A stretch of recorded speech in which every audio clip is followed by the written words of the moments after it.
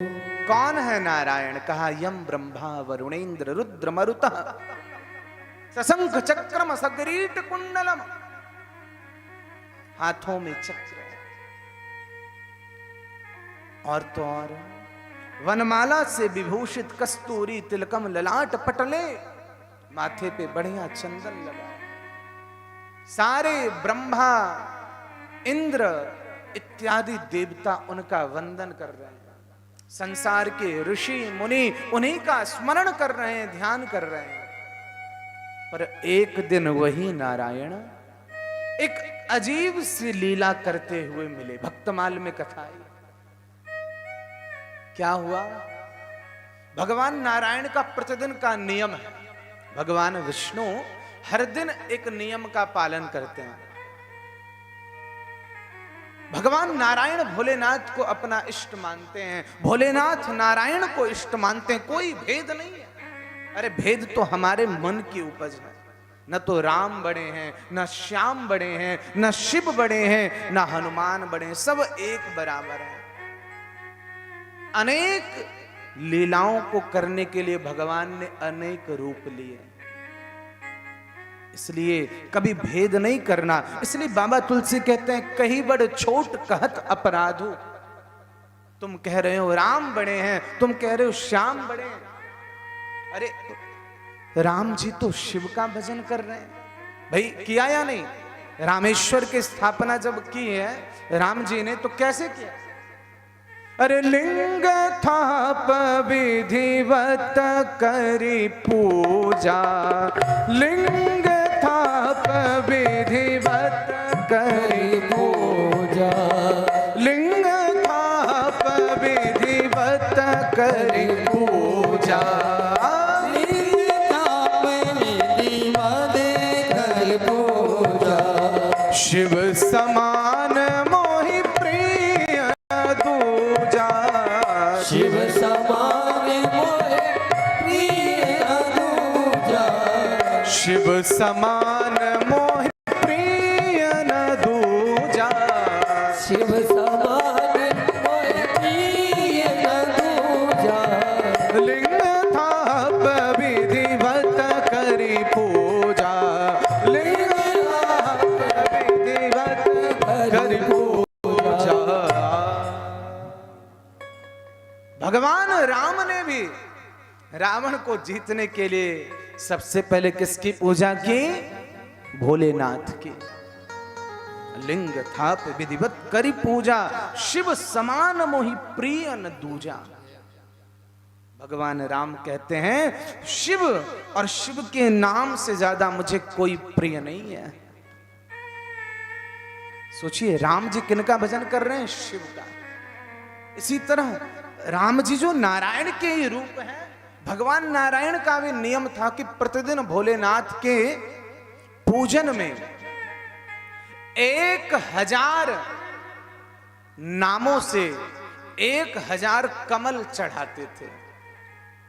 भगवान के भोलेनाथ के सहस्र नाम, हजारों नाम को बोल बोल करके एक नाम बोला, शिवाय नमः, रुद्राय नमः, जगत पतये नमः, स्थविराय नमः, जगत कष्टाय नमः। एक एक नाम बोल करके इस तरह जो शिव के 1000 नाम आए हैं, शिव सहस्र नाम से भोलेनाथ को 1000 कमल के पुष्प चढ़ाते थे। सोचिए नारायण भगवान। लेकिन याद रखना, भजन करोगे तो परीक्षा तो होगी। भजन करोगे ना, जब भजन के मार्ग में आओगे तो परीक्षा से डरना नहीं। आज नारायण भगवान भोलेनाथ का भजन कर रहे हैं और शिव सहस्र नाम से भोलेनाथ के हजारों नामों को बोल बोल करके 1000 कमल चढ़ा रहे हैं। भोलेनाथ ने कहा कि चलो आज परीक्षा लेते हैं। और देखते ही देखते बाबा विश्वनाथ भोलेनाथ दिगंबर अविनाशी शिव ने उन 1000 कमलों के मध्य से एक कमल छुपा दिया। 1000 कमल में से एक कमल गायब। अब नारायण भगवान चढ़ा रहे हैं, चढ़ा रहे हैं, चढ़ा रहे हैं। एक नाम बचा था पर कमल तो खत्म, कमल का फूल तो पूर्ण हो गया। अब नारायण भगवान सोचने लगे ये कैसी दुविधा। लिखा है भक्तमाल जी में, पूजन समय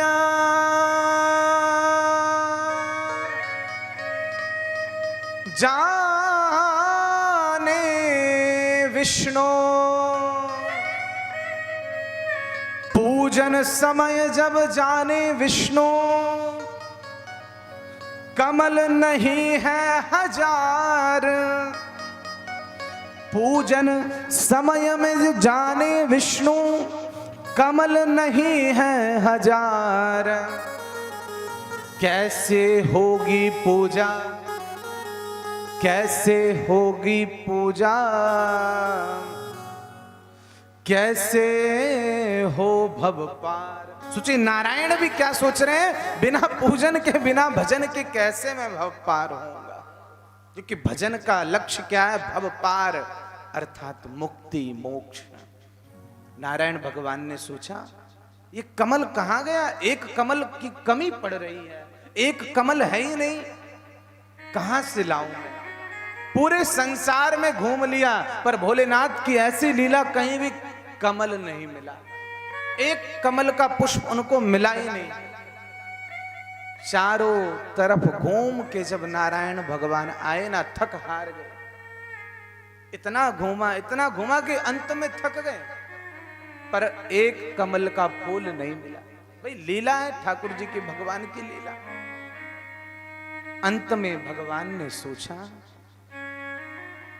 अब कमल का फूल तो मिल नहीं रहा, पर मेरे भक्त, मेरे जितने भी वैष्णव हैं वो मुझे कमल नयन कहते हैं।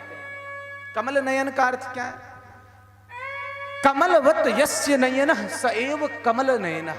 कमल के समान जिनके नयन हो वो कौन है, नारायण। नारायण भगवान को याद आ गया कि मेरे भक्त तो गाते हैं शांताकारम भुजग शयनम पद्मनाभम सुरेशम विश्वाधारम गगन सदृशम मेघ वर्णम शुभांगम लक्ष्मी कांतम कमल नयनम योगी भिर ध्यान गम्यम और वंदे विष्णुम भव भय हरणम सर्वलोकैकनाथम। नारायण भगवान को याद आ गया, मेरे भक्त तो मुझे कमल नयन कहते हैं, अरे मेरे नयन भी कमल हैं। सोचते सोचते मेरे नारायण भगवान ने अपनी एक आंख ही निकाल करके भगवान को चढ़ा दिया। सोचते सोचते नारायण भगवान ने कोई संकोच नहीं किया, उनको याद आया मेरे नयन, मेरे आंख, मेरे अक्षु ये भी कमल के समान है। और भगवान नारायण ने उसी समय अपने दोनों आंखों में से एक नयन, एक आंख भोलेनाथ के ऊपर चढ़ा दिया। भोलेनाथ प्रकट हो गए, जय जयकार होने लगी, पुष्पों की बरसात होने लगी और भगवान नारायण के भक्ति के प्रताप का गुणगान होने लगा। सोचिए कितनी शक्ति है भक्ति में। याद रखना, बिना भक्ति के कल्याण हो ही नहीं सकता। जब नारायण भगवान को भी भक्ति करनी पड़ी तो सोचिए भक्ति का कितना प्रताप होगा। और भक्तमाल में लिखा है, भक्ति भक्त भगवंत गुरु चतुर नाम बपु एक, और इनके पद बंदन किए नाशत विघ्न अनेक। देखिए, पहली है भक्ति, दूसरा है भक्त, तीसरे हैं गुरु और चौथे हैं भगवान। संसार में यही चार चीजें सबसे अमूल्य हैं।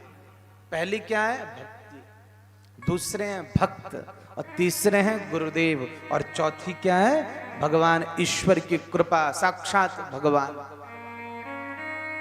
और न तो भक्ति में कोई भेद है, न तो भक्त में कोई भेद है, न गुरु सदगुरु में कोई भेद है, और न कोई भगवान में भेद है। चारों दिखने में अलग अलग हैं, पर भक्ति, भक्त, गुरु और भगवान चारों एक ही हैं। और ये मैं नहीं कह रहा, ये साक्षात संत भगवान कह रहे हैं। तुलसीदास, सूरदास और तो और भक्तमाल में ये लिखा है कि भक्ति भक्त भगवंत गुरु चतुर नाम बपु एक। दिखने में तो ये चार हैं, पर है एक ही।